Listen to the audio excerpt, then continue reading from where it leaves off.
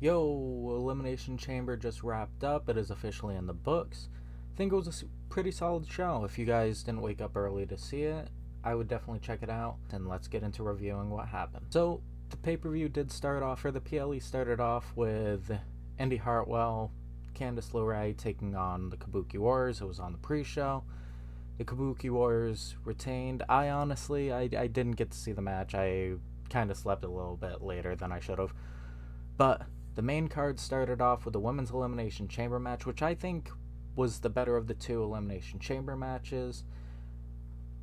I was in between two outcomes here. You had your Becky Lynch or your Liv Morgan. You got your Liv Morgan stands, you've got your Becky Lynch stands. I personally was hoping for Liv Morgan. At the end of the day, we got Becky Lynch versus Rhea Ripley. It was just a solid match. Match ended with Becky Lynch and Liv Morgan, the two obvious outcomes. Becky Lynch ended up pinning Liv Morgan. The following match was the Judgment Day taking on Tyler Bate and Pete Dunne. And in my opinion, match of the night. I didn't think anything else touched it. My eyes were glued to the screen the entire time. Dominic was great. The Judgment Day was great. Pete Dunne was great. Tyler Bate are great. I think the tag team of Pete Dunne and Tyler Bate are going to do great things on the main roster. Following that, we had the Grayson Waller effect, which honestly, if it wasn't in Perth, if it wasn't in Grayson Waller's home country, I think it would have done justice on a SmackDown or on Raw. Kind of underwhelming in a way.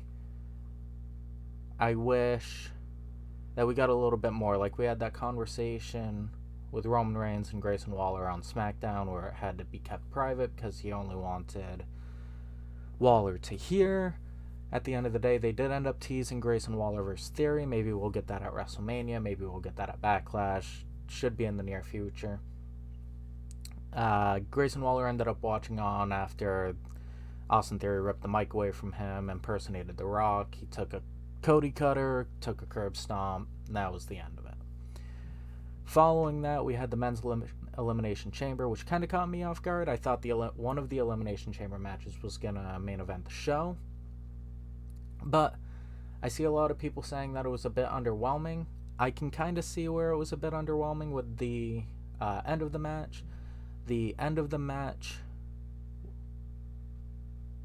match's final four was Kevin Owens, Randy Orton, Logan Paul, and Drew McIntyre.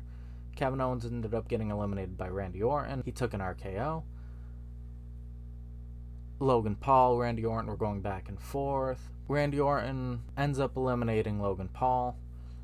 And within like 45 seconds to a minute after that, Logan Paul nails him with brass knuckles, and Drew McIntyre kind of did that 2K tired pin and got the victory, which means we are getting Drew McIntyre versus Seth Rollins at WrestleMania 40 for the World Heavyweight Championship.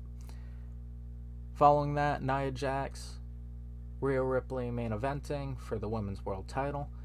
Honestly, I think that was Nia Jax's best match that she has had, I think, ever.